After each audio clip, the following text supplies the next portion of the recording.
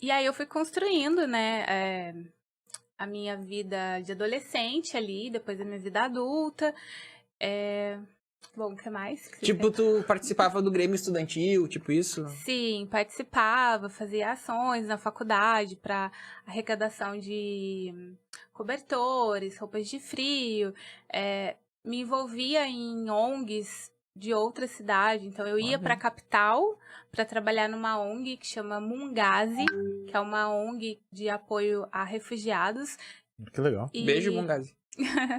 E são refugiados que vêm da África, na sua grande maioria, né? Entendi. Então, infelizmente, o fundador da ONG, ele não está mais vivo, ele faleceu faz uns 2 anos, mas foi a pessoa mais incrível, assim, que eu conheci na minha vida, assim. Então, algumas das razões pelas quais eu hoje trabalho com a área humanitária é por conta dele, o Omana, que é uma pessoa incrível e me ensinou muito, assim, sabe? E o que ele tinha de tão especial, assim, que tu... Que é tão bacana, assim, que continuou pra instituição? Uhum. Então, a Mungazi hoje, ela, depois da morte dele, ela não atua tão, assim, fortemente, né? Porque ele era o fundador da ONG. Sim. Mas, assim, resumidamente, ele era um ativista no Congo. Então, o Congo, falando rapidamente, assim, do país, tem a maior floresta tropical do planeta, é um país, assim, riquíssimo de minérios, né, mas é um país que sofre com muitos conflitos internos. E o Omana era professor, então ser professor num país desse, de conflito interno, político, perseguições, não é fácil. E ele era um ativista, né? Sim. Em prol dos direitos humanos. Imagina, ser professor no Brasil já não é fácil, imagina ser no Congo. Sim. A guerra civil instaurada. Sim, imagina que daqui a pouco tu tá dando aula, daqui a pouco pode ter um tiroteio. Sim, e ainda mais quando você coloca, né, sua opinião política ali naquele contexto. E o Omana, ele foi perseguido, né, pelo governo, ele foi enterrado vivo. E exato.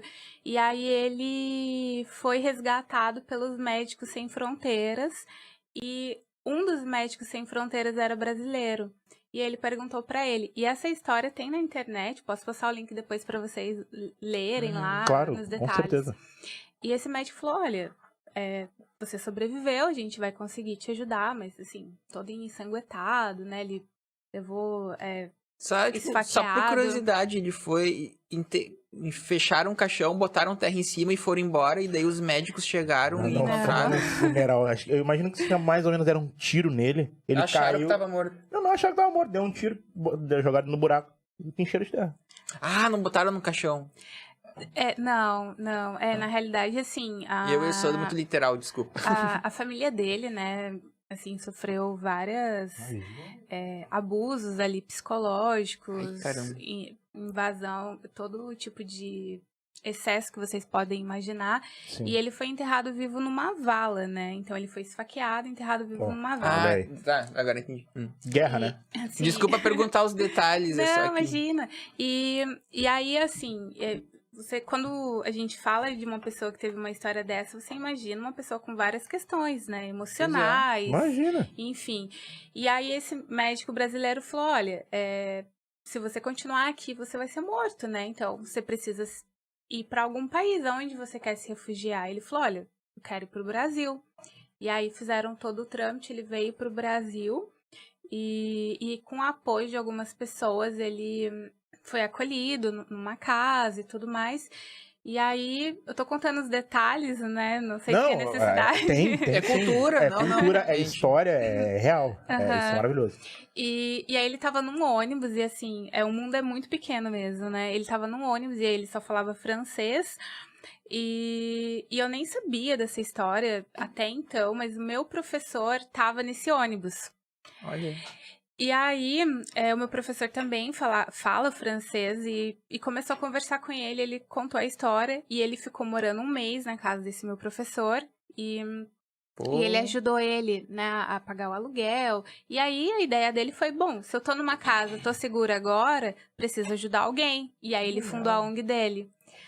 Só que a minha história comana, ela se encontra no momento, assim, da minha vida que eu tava desempregada, tipo, não tinha, sabe, preciso fazer algo da minha vida, e eu falei, bom, eu vou buscar na internet o que eu posso fazer. Liguei e falei, olha, achei essa ONG na internet, eu sempre gostei muito da África, África, Haiti, eu tenho uma paixão especial por esses países, assim, e ele falou, olha, ajuda como você puder.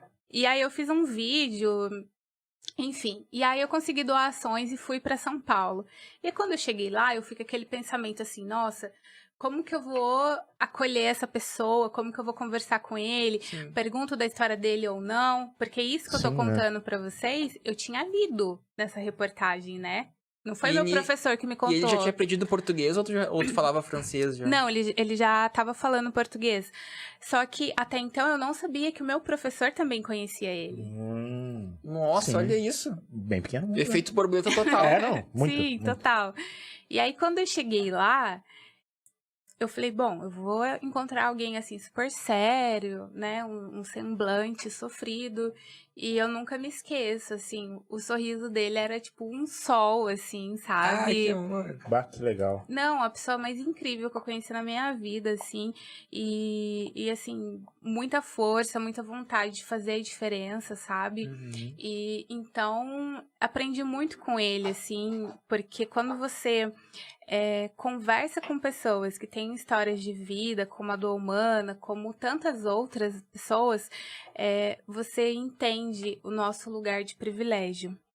Todo mundo tem uma luta, uma história de superação. Todo mundo tem. Mas quando a gente olha para essas pessoas nessa situação de conflito, de guerra, a gente vê que às vezes a gente não dá valor para coisas simples, nossa, pra própria né? Básico, né? O básico que a gente tem, a gente não dá valor. Exato. Então, é isso, assim. Por mais que a gente tenha aqui no Brasil toda a questão da criminalidade e tudo, nem se compara, né, com um estado de exceção, que daí não é só o conflito entre as pessoas, o próprio estado toma... Você é perseguido, né? Você não pode dar a sua opinião. Por exemplo, isso que a gente tá tendo agora, essa conversa, esse bate-papo, não existe. Porque eu, nesse momento do diálogo nosso, eu falei, olha, ele foi perseguido pelo governo. Pé na porta. E jamais, assim... Pé na porta leva todo mundo. Tá bom, vamos todo mundo conversar com o governo. Ia tá todo mundo na bala. Todo mundo conversar com o governo. A gente ia ser substituído por 2 pessoas de vermelho aqui. Foi isso. Falando bem do governo. Não é perseguição. Isso é trazer a opinião do governo para dentro. Isso, e matar as pessoas